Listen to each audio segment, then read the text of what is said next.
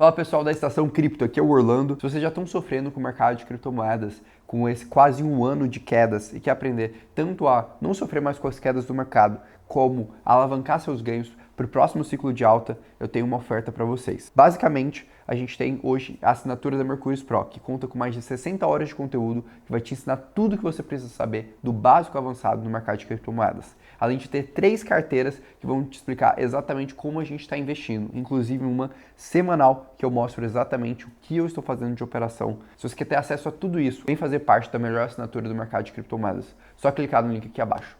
Polkadot.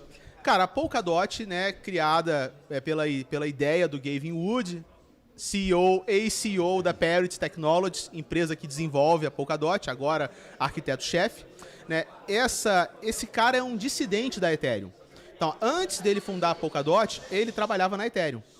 Então, quando ele trabalhava na Ethereum, ele tinha divergências com o Vitalik e com outros desenvolvedores sobre qual que seria a melhor maneira de se escalar a Ethereum. Então, a Polkadot nasce de uma visão particular do Gavin Wood, e talvez de outros programadores que tenham ido com ele, eu já não sei os detalhes, mas de uma visão particular dele de um novo jeito de escalar blockchain. Tá? Qual que é esse jeito diferente de escalar blockchain, idealizado por esse programador que se concretizou na Polkadot? É uma escalabilidade onde você não escala uma única blockchain, você escala múltiplas blockchains. Tá? Então, isso hoje é comum. A Cosmos faz isso, as Supernets da Polygon fazem isso, as Subnets da Avalanche fazem isso, a Octopus Network da Near Protocol faz isso. Qual é a estratégia? Uma blockchain fica na base do ecossistema. Tá? Essa blockchain que mora na base, ela não tem aplicações, ela não executa contratos inteligentes, ela só serve como meio de campo para que outras blockchains que moram acima dela possam conversar entre si e ter um lugar seguro para acertar as suas contas. Né? O nome que a gente usa hoje, Settlement Layer, né? Ou camada de acerto de contas, que para mim é o melhor jeito onde você pode traduzir. Então, quando o ecossistema da Polkadot quer crescer, o que ele faz? Ele libera uma vaga para mais uma blockchain nova do ecossistema nascer. Blockchain que não existia antes. São 100 vagas no total, essa primeira leva, e cada blockchain que quer um espaço numa vaga dessa, ela concorre num sistema de leilão para ganhar o interesse popular, se destacar e aí ter o direito de ocupar o seu espaço, virando uma das novas blockchains da Polkadot. E essas blockchains novas da Polkadot têm um nome particular, chamadas de parachains. Então, quais foram as primeiras parachains da Polkadot? Foi a Kala, a Moonbeam e a Asta, e é por isso que a gente fala tanto delas. Foram as que mais levantaram capital de leilão, as que mais tiveram interesse, deu para participar do leilão pela Binance, deu para participar do leilão pela Kraken. Cara, não são só essas 3, tiveram várias outras, só que elas ficaram um pouco mais deixadas de lado, porque o foco ficou nessas 3, que foi a primeira rodada.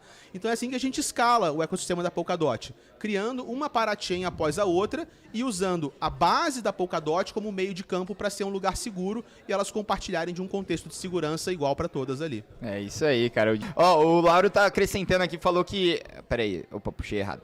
Falando, ajudando na resposta, para se expor em DOT, apenas comprar o ativo não é a melhor estratégia, né? Aprender a usar as parachains e a governança, por outro lado, te dá oportunidades de investimento, oportunidades infinitas, mesmo no bear market. Né? Eu mesmo, né, ele fala que não estou conseguindo acompanhar tudo, tem muita coisa acontecendo no ecossistema, são coisas de nicho, mas com assimetrias absurdas. Então, já que ele está falando de parachains, eu queria puxar aí para a galera o que está acontecendo, né, e o que vem pela frente nas parachains que a gente citou aqui no título, né? A Kala, Astar e Moonbeam, se a gente pudesse passar primeiro pela sua didática aí, Casta, o que cada uma delas faz, e depois a gente vê o que vem pela frente.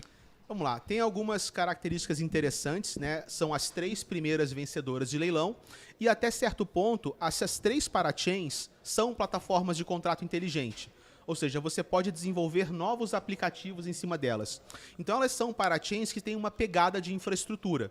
Só que elas têm pequenas diferenças entre si. Então, por exemplo, a Kala. A Kala é uma parachain que é muito focada em DeFi. Então ela é uma parachain que de forma natural, ela já tem todas as primitivas para você poder fazer swap de token, liquidez, montar pool, né?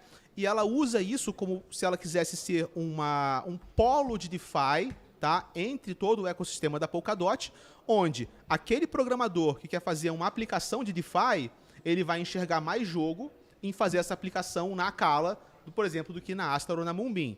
Fora que a Acala também é muito famosa, né, pelo recente problema que ela teve com usar o USD, que é a stablecoin que ela oferece, né? Então ela congrega uma arquitetura de DeFi com uma stablecoin e ela quer ser tipo a casa do DeFi. A Astar, por sua vez, é uma plataforma de contrato inteligente mais genérica. Ela tá, qualquer aplicação que quiser, ela está aceitando. E qual que é o diferencial competitivo da Astar, né? A Astar, ela tem um programa de staking diferenciado.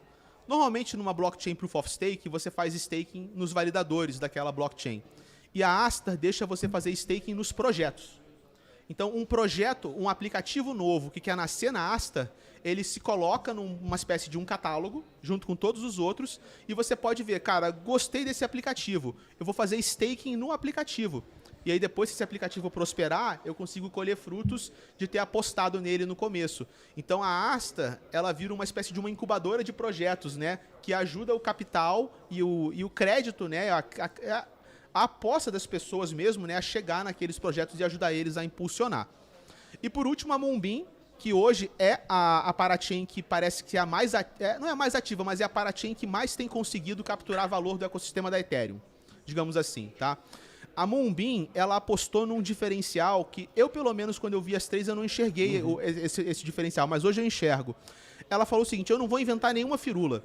Eu só vou ser a mais compatível o possível com a Ethereum. A Moonbeam é só isso, cara. Ela é uma Ethereum implementada como uma parachain. E não tem mais nada. Só que ela fez isso tão bem, mas tão bem, que ela ganha um status de equivalência com a Ethereum. Então, se eu sou um programador da Ethereum e eu quero colocar o meu aplicativo também na Polkadot, é muito mais fácil instalar aquilo na Moonbeam, porque o meu código está muito mais preparado para rodar na Moonbeam do que na Acala ou na Astar. Também são Solidity, tá? Mas precisa de ajustes, porque não é tão similar quanto a Moonbeam. Então, a Moonbeam tem atraído players que são relevantes do mercado da Ethereum e tem, com isso, conseguido girar mais liquidez. Mas, no geral, as três ainda estão... A gente está no começo do ecossistema. Não dá para dizer que uma delas vai despontar. Mas esse é o panorama geral das três aí. Legal, cara. E o que a gente tá vendo, assim, né, como diferencial para elas vindo agora, né, daqui em diante, tipo, um dos dois? Cara, assim, acho que temos algumas coisas, né? A Acala é uma tese que a gente acha interessante, apesar da gente ter algumas, vamos dizer assim, alguns contrapontos, especialmente da estrutura de stablecoin, apesar de não ser uma estrutura de stablecoin algorítmica, que a gente considera extremamente frágil, esse tipo de coisa que a gente não investe, mas a estrutura de stablecoin baseada, né, em supercolateralização, por enquanto não está se mostrando tão promissora. Assim, eu acho que vão existir dores para se resolver e monetizar isso que, por exemplo, a MakerDAO está passando agora, que talvez a Acala vai começar a passar também, que é, por exemplo, beleza, grande parte da meu collateral tá em uma outra stablecoin. No fundo, acho que eu vou fazer até um parênteses aqui, tá? Como é que funciona a stablecoin? Como dá dinheiro? Stablecoin dá dinheiro na prática no mercado de cripto. Stablecoin dá dinheiro da seguinte forma: quanto maior for o meu supply, mais eu tenho capital travado no banco. Quanto mais eu tenho capital travado no banco, mais eu rentabilizo esse capital. Então, o que paga as contas do SDC? Receita financeira. Quando a gente vai para uma estrutura como a MakerDAO ou até mesmo como um AUSD da Acala, você tem a mesma necessidade dinâmica de receita financeira. Só que aí, se eu estou travando um monte de stablecoin, teoricamente, dentro do meu protocolo, eu basicamente estou rentabilizando uma ponta de outro cara e estou deixando muito dinheiro na mesa. Então, uma coisa que eu acho que vai ser natural para as stablecoins super colateralizadas no mercado de cripto é a necessidade de se comunicar com real world assets, né? Então, ativos do mundo real. E aí, nisso, eu acho que vai ser um próximo passo que a Acala vai ter que pensar. Hoje eu acho que não conseguiu despontar tanto assim dentro do ecossistema. Poderia ser tipo a stablecoin da Polkadot, mas acaba que hoje ela tem uma concorrência com outras pontas, não me chama tanta atenção assim. Talvez hoje o projeto que mais me brilha os olhos é a Astar. Por quê? Porque eles têm uma dinâmica muito pró-developers, né? Muito pró-desenvolvedores, e talvez seja a única coisa que vai conseguir construir uma coisa diferente usando toda a estrutura de XAM, etc. da Polkadot. Se eu fosse falar uma parachain que está me chamando um pouco mais de atenção, que eu gosto mais da proposta, e aí eu falo, cara, nenhuma das três encontrou Product Market Fit, nenhuma das três está bem estruturada, nenhuma das três se resolveu ainda. Do ponto de vista de mercado, naturalmente eu falaria da Astar. Legal. Quer adicionar Posso alguma mandar? coisa? Manda bala. Não, assim, em relação às três, acho que não tem muito mais o que falar, assim, se eu tivesse que escolher eventualmente uma, acho que, assim como o Casta muito bem falou, eu acho que a estratégia da Moonbeam no curto, médio prazo tem se provado uma boa, a própria Lido Finance, ela se encontra dentro da própria Moonbeam por conta disso, mas aqui, eu vou dar mais uma dica para as pessoas que querem entender o potencial que a Polkadot tenha, eu não sei se a gente vai comentar muito na live de hoje, mas é olhar o ecossistema da Kusama. O ecossistema da Kusama, sem dúvida, é uma das coisas que eu mais gosto do grande ecossistema da Polkadot, Polkadot / Kusama, justamente porque lá já tem muitos projetos que estão se desenvolvendo e têm propostas de valor diferentes das mais famosinhas, entre aspas, dentro da Polkadot. Eu não conheço todos dentro do ecossistema da Kusama, mas a filosofia deles de testar mais os produtos, ser mais favorável ao caos, como eles mesmos colocam, eu acho que é interessante para que, caso projetos legais eles comecem a ganhar leilões das parachains na Polkadot, você consiga olhar o espelho dele na própria Kusama e tentar entender mais ou menos para que lado, como que ele se desenvolveu. Claro que você olhar para a Kusama, você não vai ter uma resposta do que vai acontecer na Polkadot, mas eu acho que já é um indício legal ali para tentar entender um pouco melhor do projeto. Uma outra coisa que é legal também para quem quer estudar o ecossistema da Polkadot estude a Kusama também.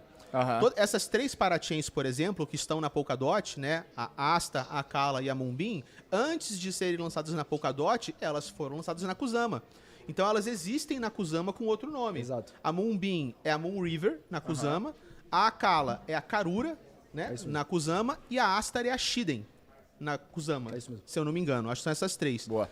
Então você sempre consegue ter uma antecipação. Você viu um projeto legal na Kusama, você pode acompanhar ele até o momento que ele vai tentar entrar na Polkadot.